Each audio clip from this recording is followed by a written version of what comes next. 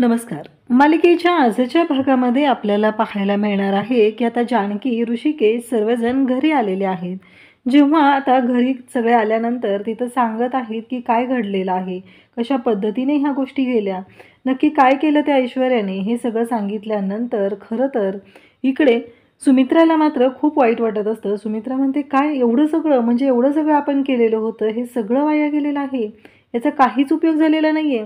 तेव्हा अवंतिका म्हणते की "हो आई, आपण पैसे जे लावलेले होते ते पैसेसुद्धा वाया गेलेले आहेत आणि त्याचबरोबर आपण ज्या गोष्टी केलेल्या होत्या फराळ, हे सगळं वाया गेलेलं आहे.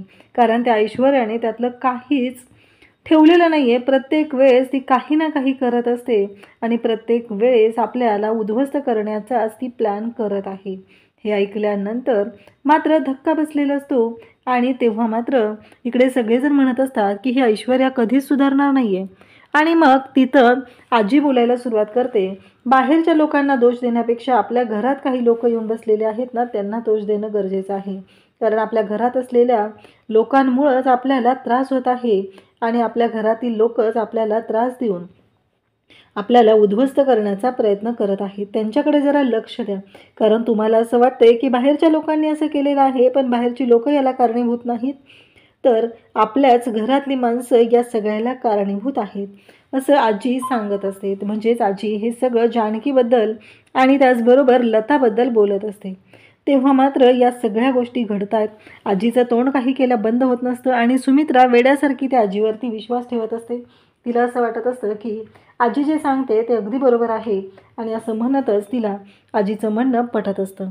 तेव्हा जानकीला खूप वाईट वाटतं. कारण जानकीला कळलेलं असतं की हे सगळं बोललं जाते ते माझ्या आईला बोललं जाते, माझ्या आईबद्दल टोचून बोललं जाते, हे तिला चांगलंच माहिती झालेलं असतं. त्याचबरोबर आजी म्हणते की "बरोबर आहे, मी बोललेलं कोणालाच पटणार नाही, पण त्या ऐश्वर्याने सगळं उद्ध्वस्त केलेलं आहे. एवढं लक्षात ठेवा, ती तुमच्या वरचढ ठरत आहे. तुम्ही काहीही केलं तरीही ती ऐश्वर्या तुम्हाला कधीच वरती येऊ देणार नाही." अशा पद्धतीने ती बोलत आहे. त्यासोबतच इकडे पाहायला मिळतं की घरातले सगळे डिस्टर्ब आहेत. तेव्हा सुमित्रा म्हणते, "अगं बंद कर ना तुझं तोंड.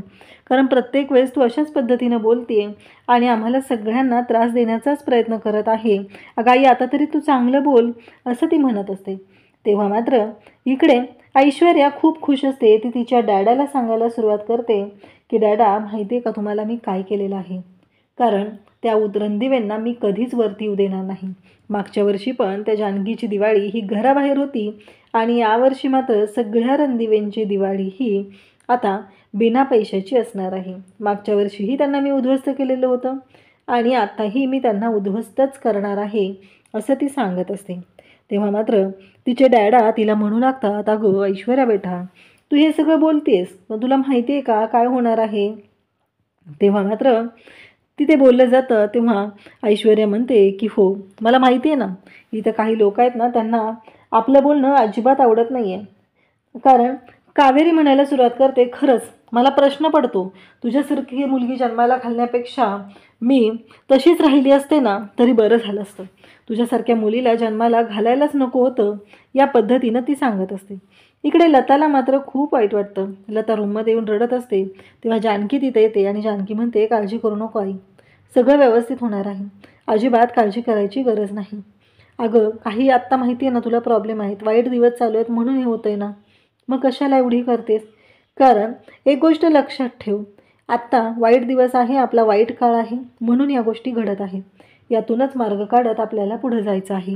तेव्हा मात्र लता म्हणते की "अगं, माझ्याच कर्माचे काटे मलाच टोचतील असं मला कधी वाटलं नव्हतं. पण बघितलंस ना हे सगळं काय होतंय. माझ्याच कर्माचे काटे मला टोचलेले आहेत आणि तुझ्या आयुष्यामध्ये एवढं मोठं वादळ मी आणून ठेवलेलं आहे." तेव्हा मात्र जानकी आणि लता दोघीही बोलत असतात.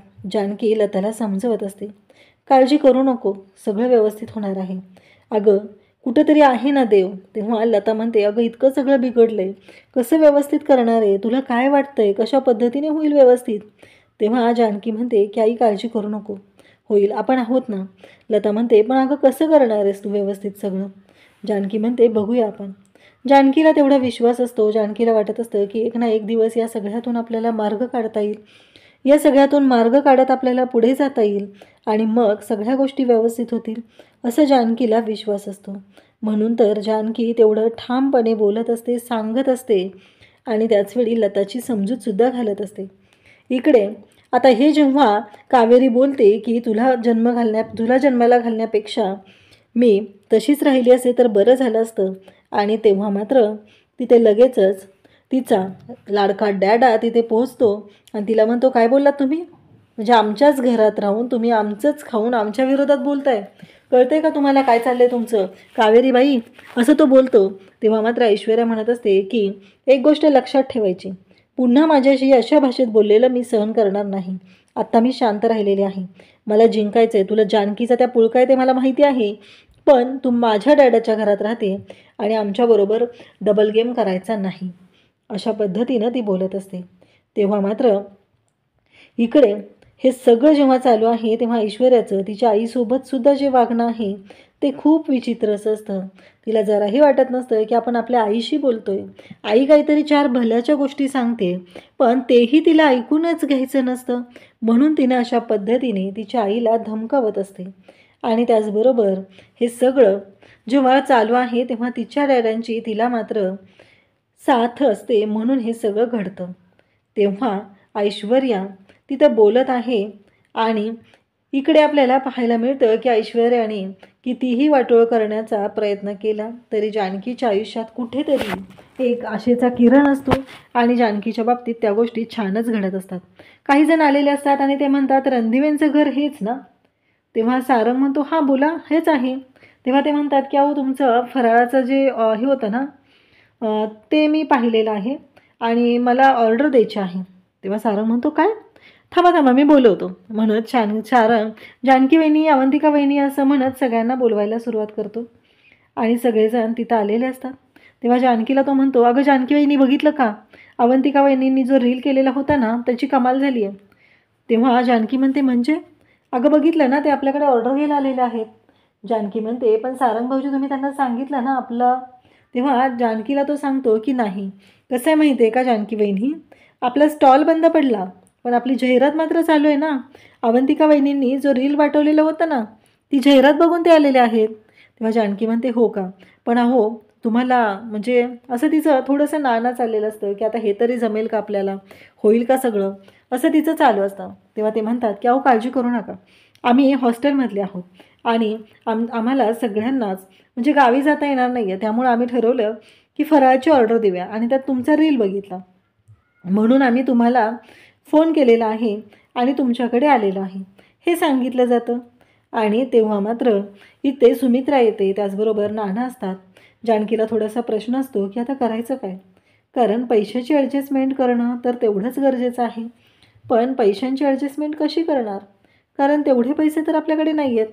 तेव्हा ते म्हणतात की अहो काळजी करू नका, तुम्ही आम्हाला ऑर्डर द्या बनवून, काहीच हरकत नाही आहे, सगळं व्यवस्थित होईल आणि हा घ्या ॲडव्हान्स. जानकी तयार झालेली असते, कारण मुलं ही बाहेर राहत आहेत, त्यांना घरचा फराळ खायला मिळत नाही आहे, म्हणून जानकी त्यांचा फराळ बनवून देण्यासाठी तयार होते. आणि त्याचवेळी ती मुलं म्हणतात की हो, आणि ती पण खुश झालेली असतात की आम्ही ही ऑर्डर तुम्हाला देतो आहे. आणि इकडे सारंग म्हणत असतो, बघितलं का जानकी वहिनी, अवंतिका वहिनीची कमाल, त्यांच्यामुळे हे शक्य झालेलं आहे, त्यांनी सांगितलं ना म्हणून बघ आपण तो रील बनवला आणि तो सोशल मीडियावर टाकला आणि रील सोशल मीडियावर टाकल्यामुळंच ही सगळी कमाल झालेली आहे, असं तो सांगत असतो. तेव्हा मात्र नाना म्हणत असतात की खरंच पोरांनी ऑर्डर पण आणून दिली आणि त्याचबरोबर पैशाची सोयही करून टाकलेली आहे, असं नाना बोलत आहेत. तेव्हा आजी सुमित्राकडे येते आणि म्हणते की काय होणार आहे असल्या एवढीशा ऑर्डरने, तुला कळत नाही आहे का, जा तू त्या ऐश्वर्याकडे, बोल ऐश्वर्याला, तिची माफी माग आणि त्याचबरोबर सांग तिला. तेव्हा सुमित्रा म्हणते, हो का? तेव्हा ती सांगते की हो मी खरंच सांगते तुला, तू जा ऐश्वर्याकडे आणि तिच्याशी बोलून घे, कारण काहीही झालं तरीही एक गोष्ट लक्षात येते का, हे जर आपण नाही केलं तर आपण रस्त्यावर येणार आहोत. तेव्हा सुमित्रा म्हणते की बस झालं तुझं जे काय चाललंय ना बोलणं ते बंद कर, कारण मला सांग की तुला कसं कळलं. तेव्हा आजी म्हणते की अगं त्या मास्कमॅनने त्या ऐश्वर्याला पैसे दिलेले आहेत. आजी जेव्हा हे सांगत असते तेव्हा मात्र सुमित्रा म्हणते, तुला कसं कळलं, म्हणजे तू चोरून लपून बोलत असतेस ना तिच्याशी. आजी म्हणते, नाही गं, छे मी कशाला बोलू तिच्याशी. मग सुमित्रा तिला म्हणते, तू बोलत नाही आहे तर प्रत्येक वेळेस मला का समजवते की तिला जाऊन भेट, तिला जाऊन बोल, तिच्याशी हात मिळवणी कर. अजिबात मला हे सगळं करायचंच नाही आहे. तुझं जे काय चाललं आहे ना ते तुझ्याजवळ ठेव. मला काही त्याच्याशी देणं घेणं नाही आहे. मुलं एवढी माझी धडपडत आहेत ना काम करण्यासाठी, एवढं सगळं करतायत ना, मग काय प्रॉब्लेम आहे तुला? कारण माझी मुलं काय करतायत हे मी बघते. असं म्हणत सुमित्राने तिला स्पष्टपणे नकार दिलेला असतो. आजी म्हणत असते की ज्याचं मी भलं करायला जाईल त्याला वाटतंय की त्याचंच खरं आहे. इकडे जानकी आणि ऋषिकेश बोलत असतात. ऋषिकेश म्हणत असतो की जानकी, मला कळतच नाही आहे. हे बघ, हे एवढे पैसे गोळा झालेले आहेत आणि हे पैसे जे आहेत ना हे ठेव. जानकी मात्र ते पैसे ठेवायला घेत नाही. जानकी म्हणते की नाही, तुम्हीच ठेवा ऋषिकेश. ऋषिकेश म्हणतो, काय झालं जानकी? जानकी म्हणते की हे बघा, तो कागदपत्रांचा घोळ माझ्यामुळं झाला आणि त्याचबरोबर ज्या काही गोष्टी घडलेल्या होत्या त्या सगळ्या माझ्यामुळे झालेत. इवन कालही तुम्ही सगळ्यांनी दागिने आणि पैसे मला ठेवायला दिले, परंतु घडलं काय? कारण ते दागिने आणि ते पैसे माझ्याकडून चोरीला गेलेत. त्यामुळं मला आत्ताही असं वाटतंय की हे पैसे जे आहेत ते तुमचे तुम्ही ठेवा. ऋषिकेश म्हणतो, असं काय करते जानकी? अगं, इतके वर्ष झालं तू करतेस ना, हे सगळं सांभाळतेस ना.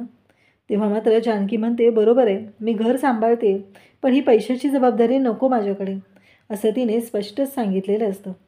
आणि तेव्हा मात्र ऋषिकेश म्हणतो, अगं असं नको विचार करू. पण जानकी मात्र ऐकायलाच तयार नसते. ऋषिकेश म्हणतो की ठीक आहे, पण जानकी, मला ना खूप वाईट वाटतंय. यावेळेस बघितलं ना, सगळ्यांचे दागिने गेले. जानकी पण तेच बोलत असते. इकडे सौमित्र आणि अवंतिका दोघंही बोलत आहेत. आणि मग अवंतिकाला सौमित्र सांगत असतो की हे बघ अवंतिका, हे सगळं माझ्यामुळे झालं. तू म्हणत होती ना मागं, तेव्हाच आपण मुंबईला गेलो असतो तर बरं झालं असतं. एवढ्या सगळ्या गोष्टी घडल्याच नसत्या आणि आपण अगदी व्यवस्थित राहिलो असतो. तेव्हा मात्र सौमित्राचं हे बोलणं ऐकून अवंतिका म्हणत असते की काय बोलते सौमी हे तू? अरे कळतंय का तुला? अरे आपली माणसं आहेत ही. आपल्या माणसांच्या मदतीला आपण नाही जायचं तर कोण जाणार? सांग बरं मला. उलट आपण त्यांच्यासोबत राहिलोय हीच गोष्ट खूप चांगली आहे. त्यांना गरज आहे आपली आणि आत्ता आपण त्यांच्यासोबत असणंच गरजेचं आहे, असं ती बोलत आहे. तेव्हा मात्र ती म्हणते की तुला माहिती आहे का सौमी, जर आत्ता आपण इथे नसतो तर घरातल्यांनी आपल्याला काहीच सांगितलं नसतं किंवा कोणत्याच गोष्टी व्यवस्थित झाल्या नसत्या. उलट आपण आत्ता इथे आहोत म्हणून आपल्याला कळतंय कुटुंब काय असतं, कुटुंबाची ताकद काय असते ना, ती आपण बघतोय. खरं तर जानकी वहिनी, त्याचबरोबर घरातील सगळ्यांकडून मला हे शिकायला मिळालेलं आहे, ती सांगत असते. इकडे ऐश्वर्याचा नवा डाव सुरू असतो. ऐश्वर्याचं मात्र नवनवीन कारस्थान सुरूच असतं. तिने एका माणसाला त्यांच्या घरावरती पाळत ठेवायला ठेवलेलं असतं आणि तो माणूस तिथे येतो आणि तो म्हणतो की अजून तरी कोणी घराच्या बाहेर पडलेलं नाही. तेवढ्यातच त्याला घराच्या बाहेर पडताना दिसते ती म्हणजेच माया आणि तो म्हणतो, हां ती मुलगी घराच्या बाहेर पडते. ऐश्वर्या म्हणते, तिच्यावर बारीक लक्ष ठेव. ती कुठे जाते, काय करते, तिचं काय चालू आहे ते मला कळलं पाहिजे, असं ऐश्वर्या सांगत असते. आणि तेव्हा मात्र तो म्हणतो की हो नक्की नक्की ठेवतोय मी, पण तिला कळताना कामा नये ही ऐश्वर्याने बजावलेलं असतं. जानकीने एक काम केलेलं असतं. जानकीने ऋषिकेशला एक पेपरवर लिस्ट बनवून दिलेली असते आणि ती लिस्ट ऋषिकेशने घेऊन जात काही साहित्य आणलेलं असतं आणि ऋषिकेशने आता जानकीने बनवलेले दागिन्यांपैकी एक दागिना मोत्यांचा हार घेऊन येतो आणि जानकीच्या गळ्यात घालतो. जानकी म्हणते, अहो हे काय करताय तुम्ही? तेव्हा ऋषिकेश सांगतो की हो, माझ्याच बायकोने बनवलेले दागिने तिच्या गळ्यात घालतोय. मान्य आहे मला हे दागिने आत्ता खोटे आहेत, परंतु लवकरच पुढच्या दिवाळीपर्यंत मी तुझ्यासाठी खरे दागिने बनवील, असं ऋषिकेशने जानकीला सांगितलेलं असतं.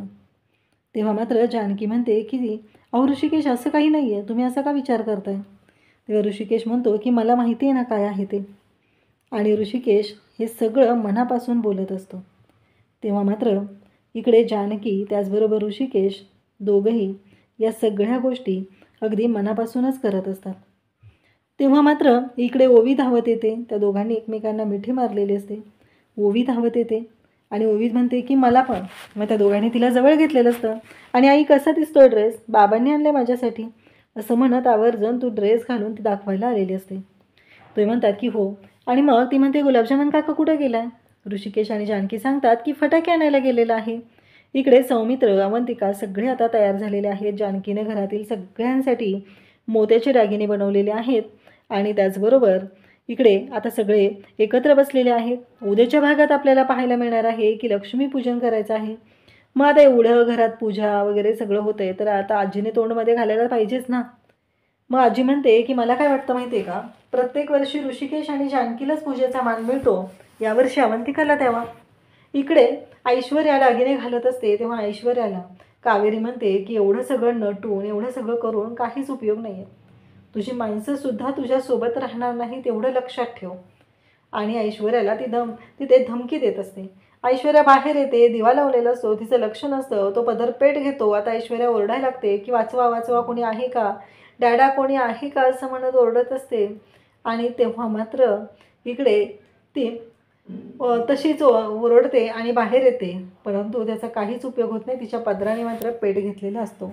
अशाच अपडेटसाठी चॅनलशी कनेक्ट राहा. थँक्यू.